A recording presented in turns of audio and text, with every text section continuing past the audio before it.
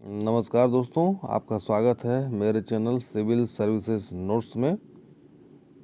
चलिए, ये स्मृति ताज़ा का दूसरा अंक है।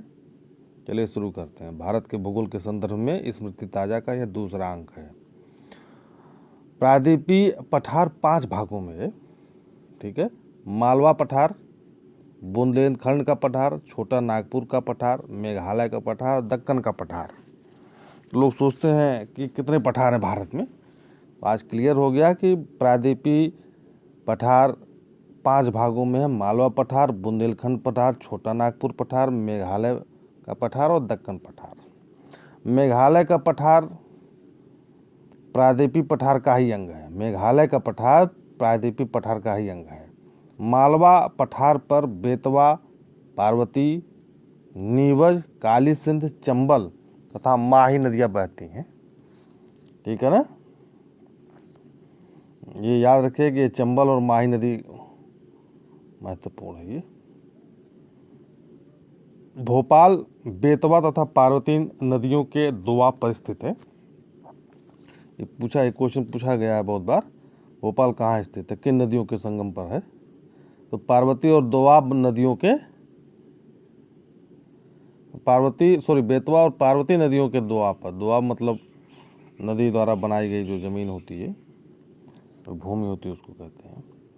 छोटा नागपुर पठार आर्य नदी क्रम का प्रभाव प्रतिरूप प्रस्तुत करता है। ये बहुत महत्वपूर्ण क्वेश्चन है, इसको आप लोग याद कर लीजिए। आर्य नदी क्रम, जब हम भूगोल आपको और आगे पढ़ाएंगे तब बताएंगे। दामोदर घाटी एक भ्रंश घाटी है जो नागपुर पठार पर स्थित है। तो भ्रंश घाटी का मतलब होता है, ऐसे मान लीजिए ये वाला एक पहाड़ है, फिर एक पहाड़ ऐसे है, ठीक है ना, फिर एक पहाड़ ये है। ठीक है, तो ये जो वाला जो पहाड़ है ये भ्रंश घाटी है। ये जो बीच वाला पहाड़ है, ये जो बीच वाला पहाड़ है भ्रंश घाटी हो गया। मेघालय पठार पर मिजिर पहाड़ियाँ विस्तृत हैं। मिसिर पहाड़ियाँ विस्तृत हैं। दक्कन के पठार को महाराष्ट्र का पठार भी कहते हैं। दक्कन के पठार को महाराष्ट्र का पठार भी कहते हैं। कर्नाटक पठार को दक्षिणी भाग में मैसूर का पठार कहते हैं। ठीक है, याद कर लीजिए। कर्नाटक पठार को दक्षिणी भाग में मैसूर का पठार कहते हैं। इसकी दक्षिणी सीमा पर नीलगिरी की पहाड़ियाँ हैं। पश्चिम में पश्चिमी घाट और पूर्व में पूर्वी घाट स्थित है। पश्चिमी घाट पठार को, यानी पश्चिमी घाट पठार को सह्याद्री भी कहते हैं। सह्याद्री माने जो हमेशा हरा भरा रहे। सह्याद्री का मतलब होता है जो हमेशा हरा भरा रहे, सदाबहार। ब्रह्मपुत्र नदी तिब्बत में सांगपो नाम से जानी जाती है। बांग्लादेश में यह जमुना के नाम से जानी जाती है। जब ब्रह्मपुत्र में सुरमा नदी मिलती है तो इसे मेघना के नाम से जाना जाता है। ठीक है ना। जब ब्रह्मपुत्र में सुरमा नदी मिल जाती है तो इसे मेघना के नाम से जाना है, यानी ब्रह्मपुत्र नदी को मेघना के नाम से जाना है। और अंत में मेघना और पद्मा निचले भाग में मिल जाते हैं। ठीक है, अंत में मेघना और पद्मा ब्रह्मपुत्र के निचले भाग में जाके मिल जाते हैं।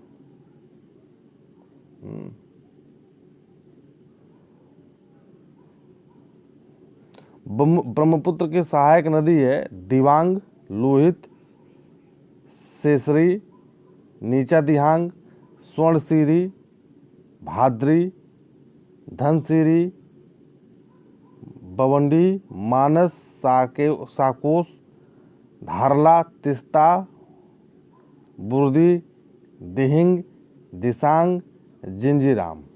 तो इसमें से जो आपको महत्वपूर्ण है ये है दिबांग, याद करना है दिबांग, लोहित, स्वर्णसिरी, धनसिरी, दिसांग, दिहिंग।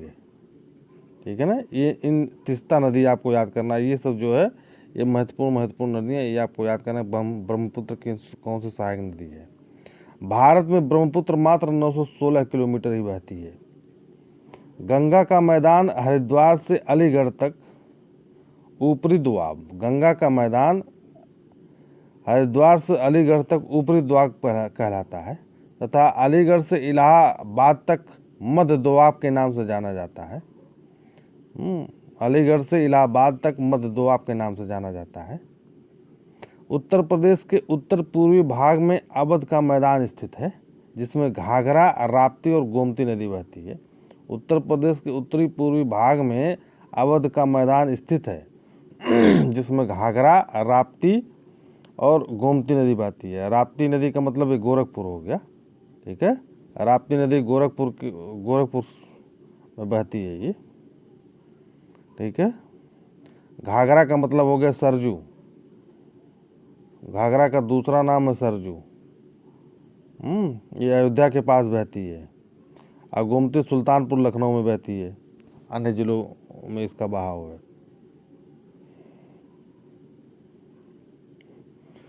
सतपुड़ा, जिसको सतपुड़ा भी कहते हैं, सतपुड़ा पर्वतमाला की द्वितीय चोटी अमरकंटक है जिसकी ऊंचाई 1066 मीटर है, जबकि सबसे ऊंची चोटी धूपगढ़ है जो महादेव पर्वत पर है, ठीक है। ये महत्वपूर्ण फैक्ट है, इसको आप लोग याद कर लीजिए।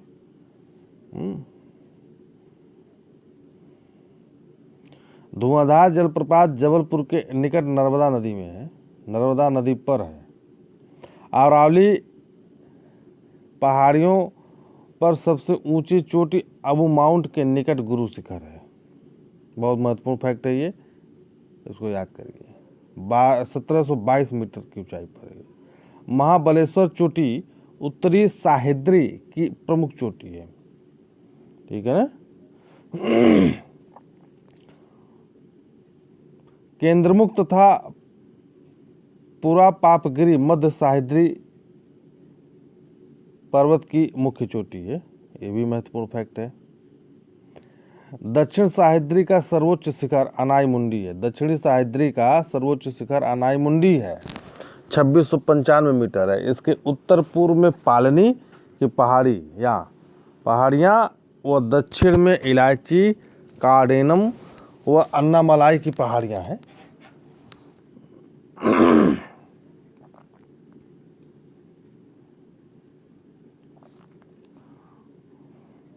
पश्चिमी घाट पठार अथवा सह्याद्री को थाल घाट, भोर घाट अथवा सेन कोटरा नामक दर्रों से पार किया जा सकता है। सेन कोटरा जो है, जो दर्रा है, वो जैसे भारत का जो नक्शा है, सेन कोटरा यहाँ पर है, ये जगह सेन कोटरा है।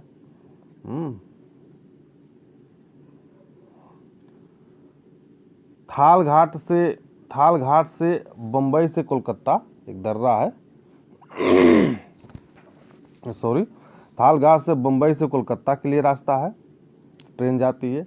भोर घाट से मुंबई से चेन्नई के लिए, और पाल घाट से कोचीन चेन्नई रेल मार्ग होकर गुजरती है, ठीक है ना।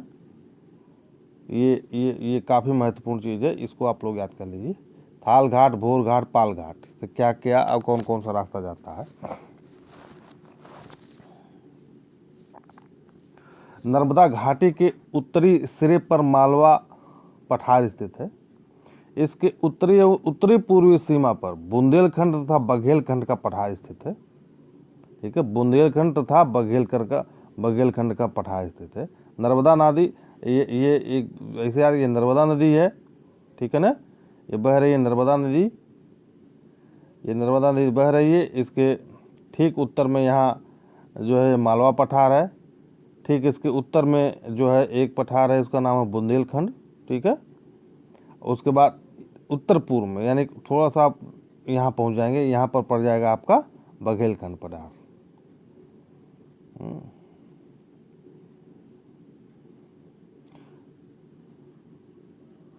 विंध्याचल पर्वत एवं पठारी क्षेत्र नर्मदा घाटी का कगार है, जिसे भ्रंशोत्स कहते हैं।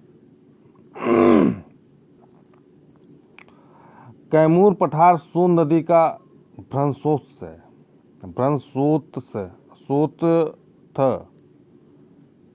ठीक है ना। ये पता नहीं, हिंदी क्लिष्ट है थोड़ा बहुत, हम लोग कह नहीं पाते हैं, एक आध शब्द ऐसे हैं। नीलगिरी पहाड़ियों की सबसे ऊंची चोटी है दादो बेटा। नीलगिरी पहाड़ियों की सबसे ऊंची चोटी है दादो बेटा, जिसकी ऊंचाई है 2637 मीटर। ठीक है। पश्चिमी और पूर्वी घाट नीलगिरी पहाड़ियों पर मिलते हैं। पश्चिमी और पूर्वी घाट जो है ये नीलगिरी पहाड़ियाँ हैं, यहाँ पे मिलते हैं। ऐसे ऐसे बना देंगे तो ये नीलगिरी पहाड़ियाँ जो है, ये जो ये जो केरल है और ये तमिलनाडु है, ये यहीं बीच में है ये। ठीक है ना, ये बीच में जो है नीलगिरी पहाड़ियाँ, जो कि केरल और तमिलनाडु के बीच की सीमा बनाती हैं।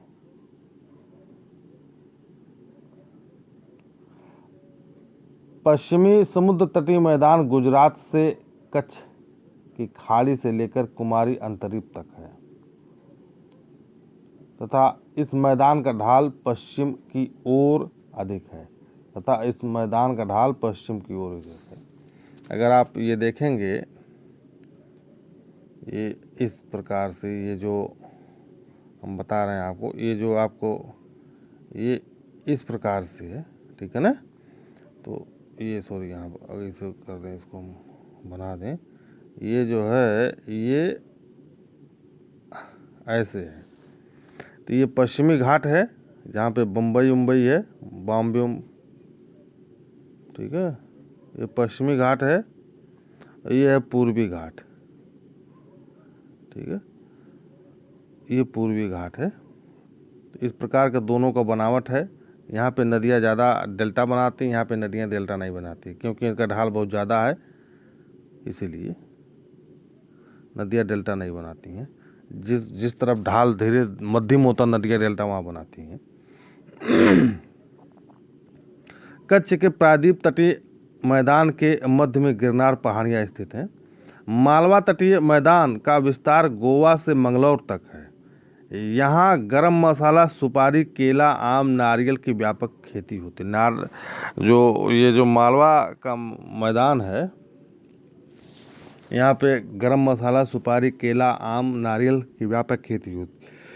केरल के तटीय मैदान का विस्तार मंगलौर से कन्याकुमारी तक है, जहाँ लैगून और कपाल नामक छोटी छोटी झीलें स्थित है। ठीक है ना, ये लैगून होता है, जैसे ये समंदर है, ये समंदर है, ऐसे ऐसे ऐसे ऐसे, ये समंदर है, ये अगर कोई ऐसे हो, ऐसे इस प्रकार से थोड़ा सा ज़मीन बाकी हो जिससे समंदर का पानी अंदर घुस जाए, और ये पूरा स्थल है, ये पूरा स्थल है। इसको कहते हैं लैगून, इस आकृति को।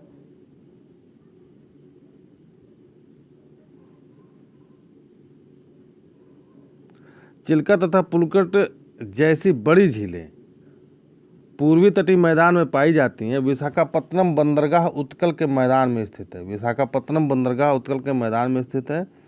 यहाँ पर महानदी का डेल्टा व चिल्का झील स्थित है।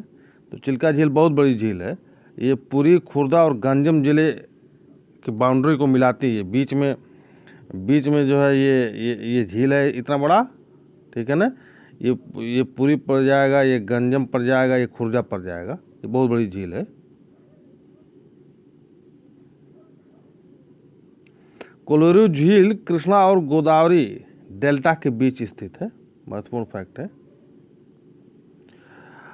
महाराष्ट्र के बुलढाना जिला में लोनार झील ज्वालामुखी क्रिया के फलस्वरूप बनी है।